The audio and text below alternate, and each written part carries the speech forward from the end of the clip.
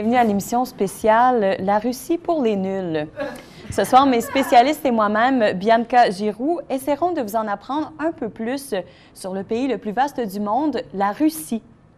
Tout d'abord, laissez-moi vous situer sur la carte du monde. La Russie se trouve à cheval sur l'Asie du Nord et sur l'Europe.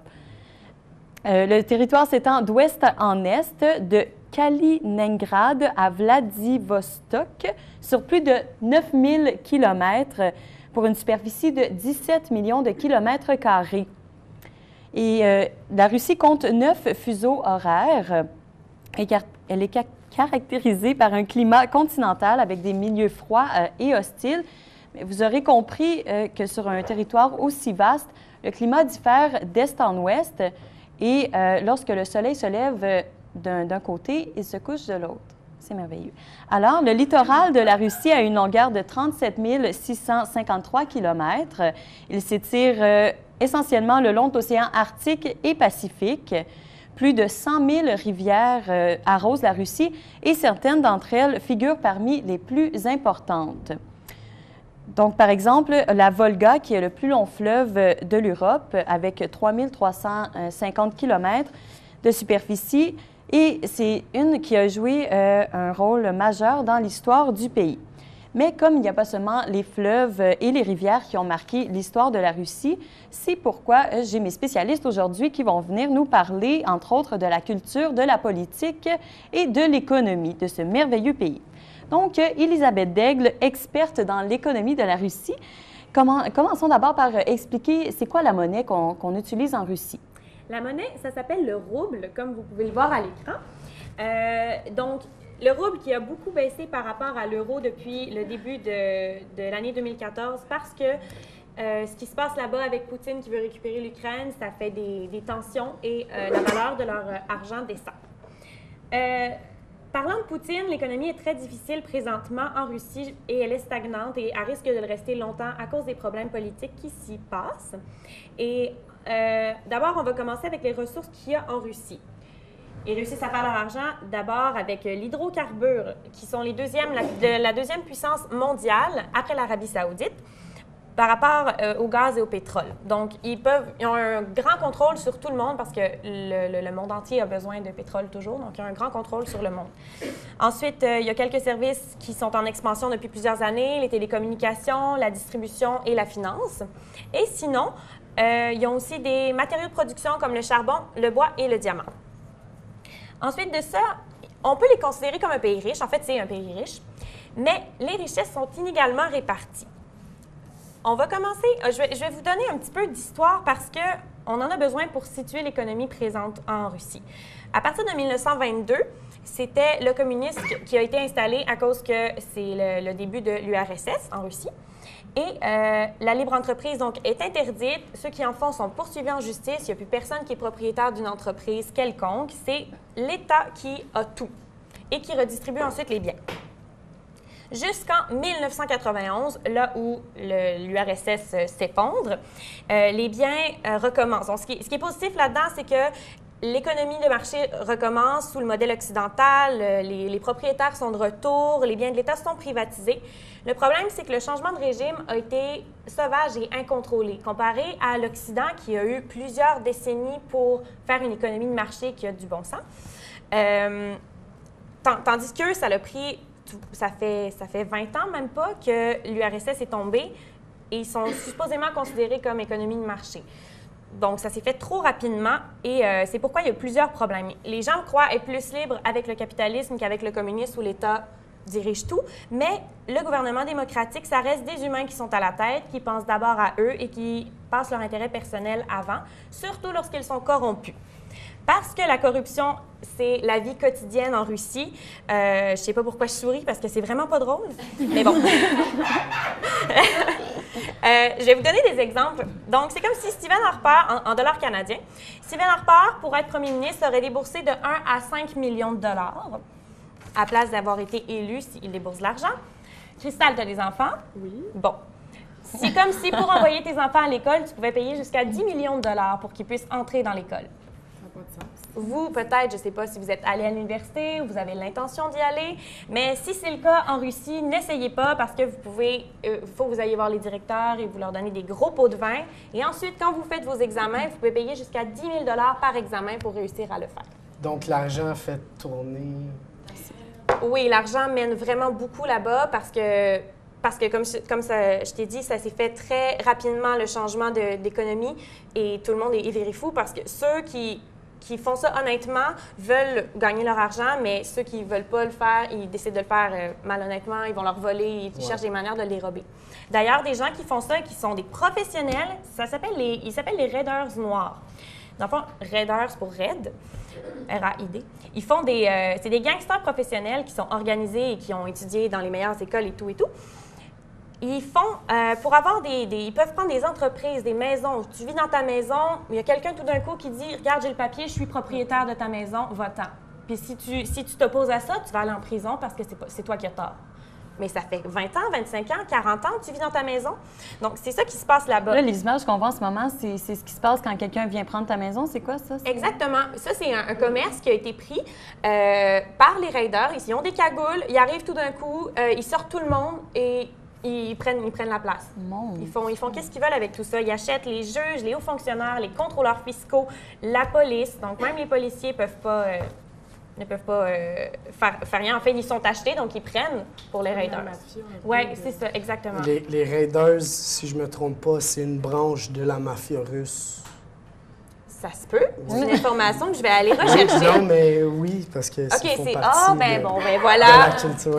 C'est bon, c'est bien que tu amènes ce truc.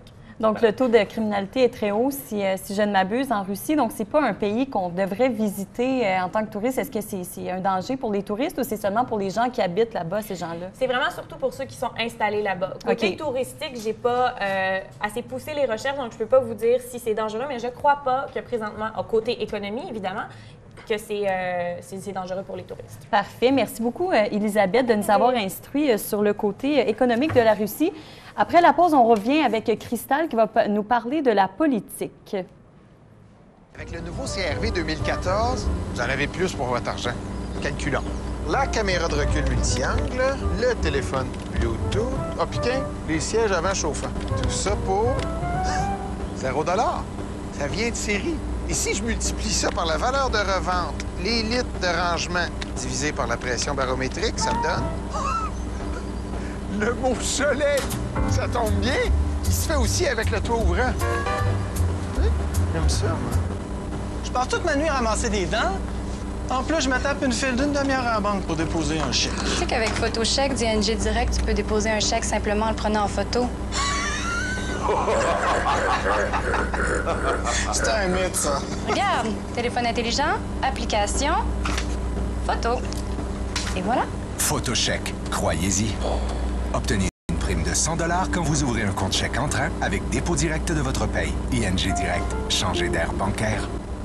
C'est fou, hein? Maintenant, quand on veut bien manger, il faut se poser plein de questions. Est-ce qu'il y a assez de fibres dans ça? Est-ce qu'il y a trop de gras dans ça?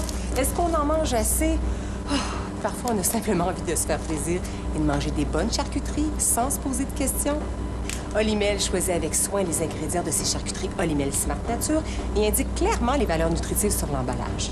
On peut voir ce qui est bon pour nous et que c'est bon au goût. C'est naturel de faire le bon choix. Olimel Smart Nature. Chez Bel Air Direct, une soumission à 15 minutes pourrait vous faire économiser 200 $. Pas facile de faire autant d'argent en si peu de temps.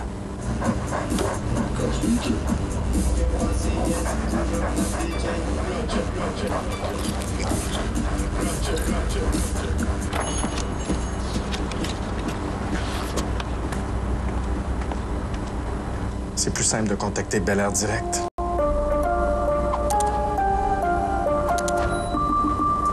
Mais pour accompagner votre tartare, je pourrais vous faire goûter un pinot qui vient d'arriver dans l'espace cellier. Ouh, l'espace cellier! Ah, goûte à ça, chérie. J'ai trouvé ça dans l'espace cellier. Ouh, espace cellier. Il faut aller avec ça. Daniel a fait une petite trouvaille dans l'espace cellier. Ouh, l'espace cellier!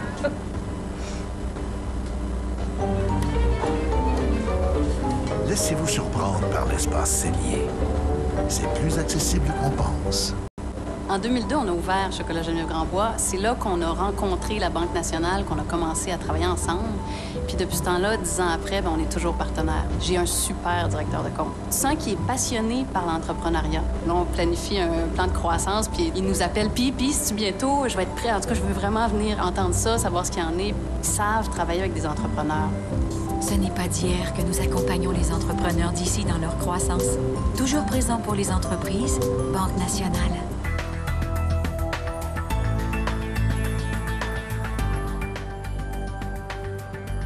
De retour à l'émission spéciale La Russie pour les nuls. Juste avant la pause, notre spécialiste en économie, Elisabeth Daigle, nous a fait part de la situation économique en Russie présentement. Et pour tout de suite, allons rejoindre Christa Lemeller qui va nous parler du portrait de Vladimir Poutine, va nous parler de la politique. Donc, on ne peut pas passer à côté de Vladimir Poutine quand on parle de politique en Russie. Oui, alors le président de la Russie, qui est-il au juste? Le magazine Forbes qui vient de le classer comme l'homme des plus influents de la planète. Mais avec la Russie qui s'enferme dans un isolement qui est loin d'être splendide, une bourse qui s'effondre, une monnaie qui a perdu 30 % de valeur et un prix de pétrole qui a baissé de plus de 25 %, est-ce que Vladimir Poutine est le dirigeant que la Russie devrait avoir? Alors, je vous dresse un portrait de monsieur. Cet ancien membre du KGB, chef des services secrets russes et judoka averti, est loin de ce qu'on appelle un joyeux luron. Vladimir Poutine, moitié russe, moitié ukrainien, est né le 7 octobre 1952 à Leningrad. Orphelin d'un père alcoolique, il a fait des études en droit à l'université de Leningrad. Il commença sa carrière politique à la mairie de Saint-Pétersbourg et à peine à sortir du lot, c'est comme ça que ses collègues le qualifiaient. Au moment où l'URSS se disloque, Anatoly Sobchak, maire de la ville, le remarque et fera de lui son chef de cabinet. Après avoir remporté l'élection présidentielle dès le premier tour, il devient premier ministre le 7 mai 2000 jusqu'en 2008. Après 12 ans à la tête du pays comme chef du Kremlin, 4 ans comme premier ministre, il entame aujourd'hui son 3e mandat. Cet homme qui ne recule devant aucune difficulté a fait du nationalisme une arme politique et économique, surtout un ferment d'union nationale. En 2008, la Constitution lui interdit de se présenter pour un 3e mandat. Alors, il se lie d'amitié avec le premier ministre Dmitri Medvedev et s'assure d'avoir le rôle de premier ministre par ce dernier. C'est une façon ingénieuse de pouvoir garder une main au pouvoir et de préparer son retour à la présidence en 2012. C'est un homme très intelligent. Oui, très intelligent et très manipulateur. Est-ce que c'est légal de faire ça? Bien, je pense que comme tu as pu le mentionner là-bas, je pense que les gens n'ont pas vraiment le droit de parole dans ce pays. Ça a l'air d'être un peu compliqué. Mais en entrevue, on sait qu'en entrevue, dernièrement, dans le magazine, le journal Le Monde, il déclare vouloir se représenter pour un second mandat. Alors, c'est ça qui fait qu'il garderait le pouvoir jusqu'en 2014. Au-delà de la fermeté, c'est clair que Poutine n'est plus le Poutine de l'an 2000. Poutine a commis une double erreur historique et stratégique. Son ambition aurait dû être, dès le début, d'ancrer l'avenir de la Russie et celle de l'Europe. L'histoire de Vladimir est celui d'un homme qu'on croyait ordinaire, malléable, mais il a su tromper tout le monde en prenant le pouvoir du pays jusqu'à en incarner.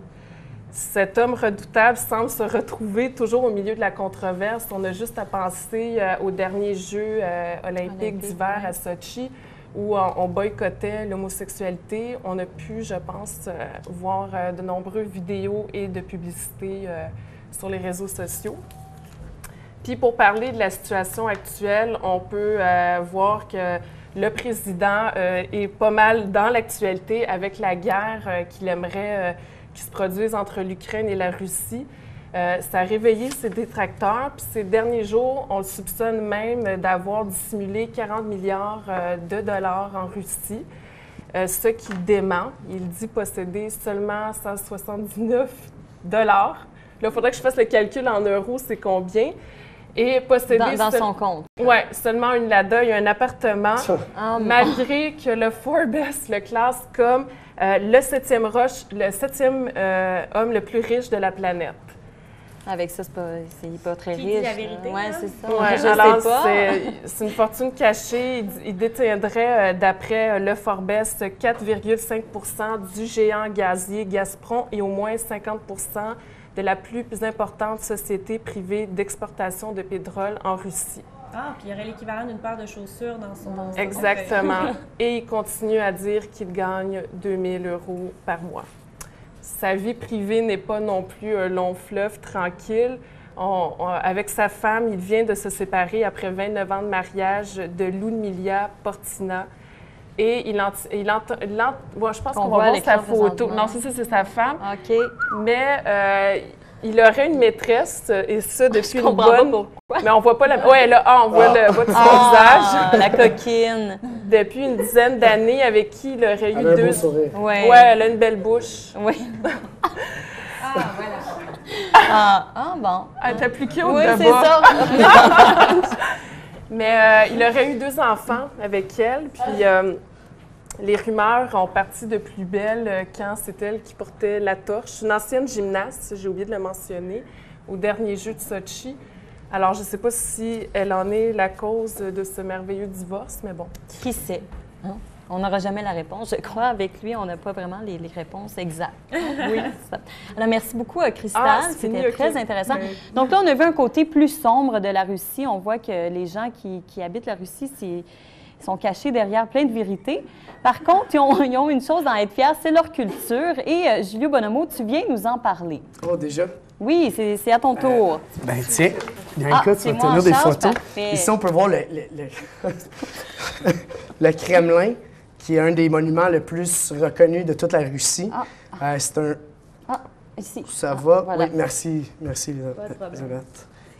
C'est un pays qui a eu 2 guerres mondiales, l'Union soviétique socialiste. Fait que ça a beaucoup contribué à leur culture.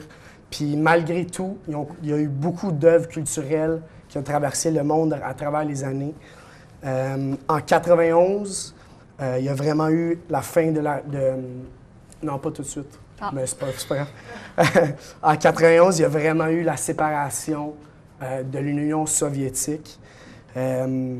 Puis ça fait vraiment 2 écoles de pensée. Tu as la vieille école qui est tout le monde socialiste. On travaille tout pour le gros gouvernement.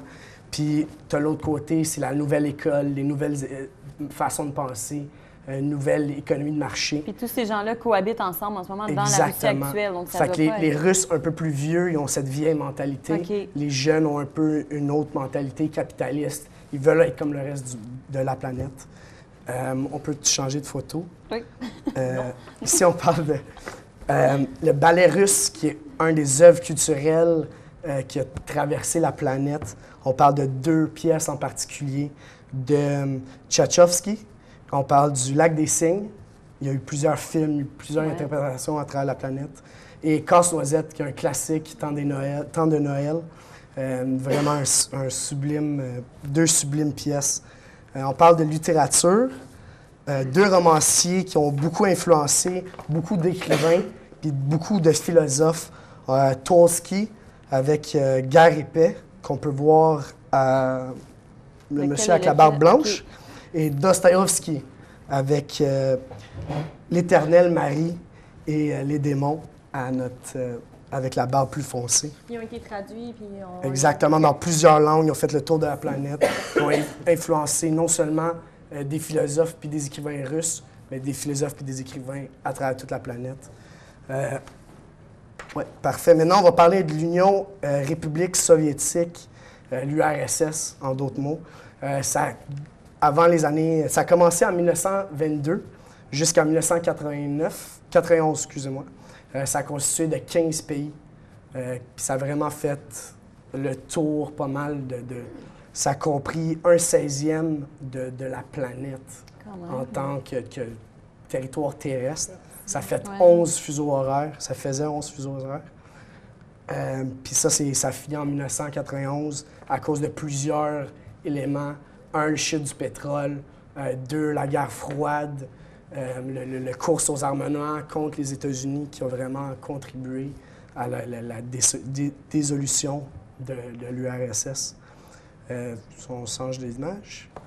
Puis ça, ça a beaucoup contribué aussi, on parlait tout à l'heure de mafia, de crimes organisés. Les crimes organisés, ils ont beaucoup d'ex-membres de l'URSS, des hauts gradés, puis du monde du KGB, qui est le service secret, l'équivalent du CIA pour la Russie, ont formé ces groupes de mafia russes-là. C'est ça a vraiment commencé en 91. Ils étaient tous en quête de pouvoir, puis à travers toute l'ex-URSS. Donc la mafia russe ne fait pas seulement partie aux Russies, mais ça couvre toute l'URSS. On peut trouver des filiales en Amérique du Nord et partout à travers l'Europe. C'est une des mafias les plus répandues dans le monde. Est-ce que ton chapeau est en rapport avec la mafia? Non, c'est un chapeau typiquement russe. OK. On peut vraiment reconnaître la mafia russe par leurs tatouages.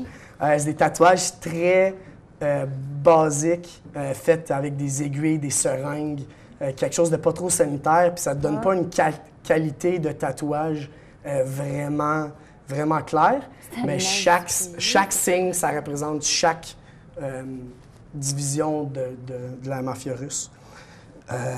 Puis on pense mafia, on pense crime organisé, non seulement après la dissolution de l'URSS, mais les crimes organisés ont toujours fait partie de la culture russe à travers les années, dans le temps des tsars. Et même pendant le communisme, ça a toujours été une forme de rébellion, que ce soit des voleurs, que ce soit peu importe en rapport avec la crime organisée. Puis pourquoi la mafia russe est si dangereuse comparée aux autres mafias? C'est vraiment une mafia sans pitié, sans péril, qui sont prêts à sacrifier des vies, non seulement de quelqu'un qui faisait partie de la mafia, mais éliminer toute la famille aussi. Bon, ils n'ont vraiment pas de pitié sur ça. Je pensais redonner le goût aux gens d'aller en Russie, mais non. Hein? C'est merveilleux. Donc, en terminant, pour ceux et celles qui auraient le goût de visiter la Russie, dans le fond, avant de visiter chacun des pays, le site du gouvernement du Canada, vous faites toujours des précautions à prendre, puis tout ça. Donc, d'après moi, pour la Russie, ils disent d'être prudents. Je ne sais pas pourquoi, mais c'est ce qu'ils ont dit sur leur site. Donc, c'est une des régions à éviter pour le moment, un pays à éviter pour le moment. Mais quand même, on peut en profiter au Canada. Hein, si on dit Russie, on dit vodka. Exactement. Donc, on peut quand même goûter la Russie au Canada. Typiquement, c'est un cocktail très russe. D'accord. C'est vodka cornichon. Fait qu'on prend un shot de vodka. Avant ça, je vais juste conclure l'émission parce que je ne pourrais pas parler après. Non. Alors, la semaine prochaine, on va parler, c'est une émission spéciale sur le Canada, un petit peu plus joyeux. Donc, on va prendre ça ici. Comme qu'on dit en russe. Ouais. Comme qu'on dit en russe. On va prendre Nazdarovia. Ça veut dire cheers, salut. Donc, à la maison, Nazdarovia.